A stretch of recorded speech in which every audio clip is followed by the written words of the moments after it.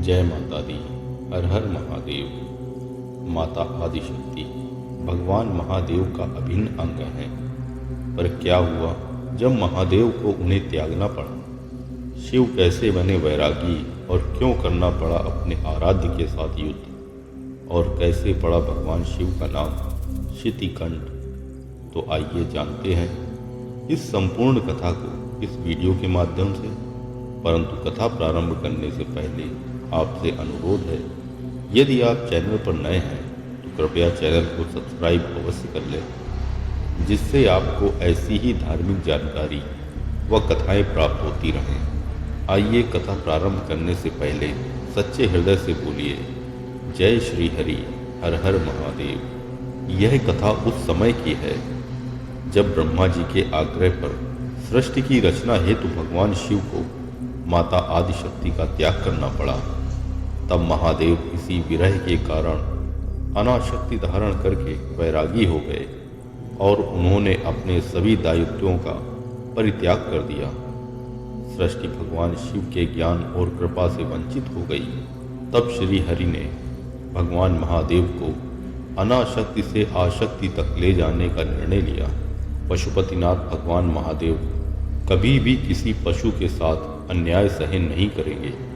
यदि कोई ऐसा करेगा तो वह उस पर क्रोधित हो जाएंगे। यही विचार कर भगवान श्री हरि ने अपने वाहन गरुड़ जी को आदेश दिया कि वह नागों का शिकार करें जो पाताल लोक नहीं जा रहे हैं, और यह देखकर भगवान शिव जी अवश्य ही उनकी मदद के लिए आएंगे। आदेश पाकर गरुड़ जी ने सभी नागों पर हमला शुरू कर दिया। यह देखकर जब नागों के राजा वासुकी नागों को बचाने आए तो गरुड़ जी ने उन पर भी हमला कर दिया। तब नागराज वासुकी परास्त होने लगे। तब अपने आराध्य भगवान श्री महादेव जी को अपनी रक्षा हेतु पुकारने लगे। उनकी करुण पुकार सुनकर भक्त वत्सल भगवान शिव जी वहां प्रकट हुए और गरुड़ से कहा कि वह वासुकी को छोड़ दें। लेकिन गरुड़ ने कहा कि वह भगवान नारायण के सेवक हैं और मेरे स्वामी ने मुझे सभी सर्पों को मारने का आदेश दिया है।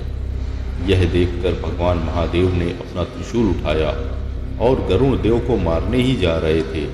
तभी वहां अपने भक्त की रक्षा के लिए भगवान श्री हरि आ गए और उन्होंने भगवान शिव जी को बताया कि पहले ही वो गरुड़ जी को अमरता का वरदान दे चुके हैं।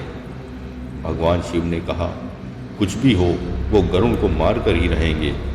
इस बात पर भगवान श्री हरि ने कहा, नागों ने सृष्टि का नियम तोड़ा है, क्योंकि उन्हें पाताल लोक में रहने का आदेश था, परंतु वे पृथ्वी लोक में घूम रहे हैं। भगवान महादेव ने इस बात पर कहा, कुछ नागों की सजा समस्त नागों को क्यों दी जा रही है?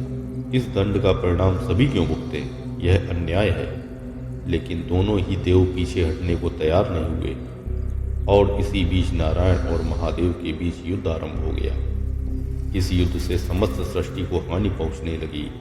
यमलोक, भूलोक, पाताल लोक, यहाँ तक कि कैलाश तक हिल गया था। भगवान श्री हरि ने सोचा, यदि यह युद्ध चलता रहा तो सर्वनाश हो जाएगा। उन्हें किसी भी तरह इस युद्ध को रोकना था। इसलिए उन्होंने भगवान महादेव के गले पर वार किया और उसे दबाने लगे, जिससे भगवान महादेव अत्यंत क्रोधित हो गए और उन्होंने अपने त्रिशूल से भगवान श्री हरि के वक्ष स्थल पर प्रहार कर दिया। प्रहार करने के पश्चात भगवान महादेव को आभास हुआ कि उन्होंने क्रोध में आकर अनर्थ कर दिया है। तो वह काफी दुखी हुए, क्योंकि उन्होंने भगवान श्री हरि पर प्रहार किया, जो कि उनके आराध्य देव हैं। इसके बाद भगवान महादेव शांत हुए और उन्होंने भगवान विष्णु के घावों को सही किया। और फिर भगवान श्री हरि ने कहा, यह सब उनकी ही लीला थी। वह बस आदिशक्ति को वापस लाना चाहते थे। वो शिव को शिव से मिलाना चाहते थे। भगवान महादेव के आंसू इस बात के प्रमाण थे कि शिव शुष्क नहीं है, उनमें भी भावना है, उनमें भी अपने प्रिय लोगों के लिए करुणा और दया है। क्योंकि भगवान श्री हरि ने भगवान महादेव जी की गर्दन को दबाया था, तो उनके हाथों के निशान भगवान शिव की गर्दन पर रह गए। इसके बाद भगवान शिव जी ने ये निशान प्रतीकात्मक तौर पर रहने दिए और इसी वजह से उनका नाम शितिकंठ भी पड़ गया। इसी प्रकार भगवान श्री हरि के वक्ष स्थल पर भी हमेशा के लिए त्रिशूल के निशान रह गए। वरदान स्वरूप नागराज वासुकी को अपने कंठ पर धारण करके संसार को प्रेरणा दी कि सभी जीव प्रकृति द्वारा जन्मे हैं, वह सभी जीवों का अपना अपना महत्व है। तब से भगवान शिव नागेंद्र हाराय नाम से भी विख्यात हुए। तो इस कथा से हमें ये पता चला भगवान की लीला अद्भुत है। भगवान शिव ही सब कुछ हैं और कण कण में शिव ही व्याप्त हैं। तो आइए एक बार फिर सच्चे हृदय से बोलिए नारायण नारायण, हर हर महादेव। यदि आपने अभी तक चैनल को सब्सक्राइब नहीं किया है तो अवश्य ही कर लें तथा वीडियो को लाइक करके कमेंट में जय श्री हरिहर अवश्य लिखें। जय माता दी।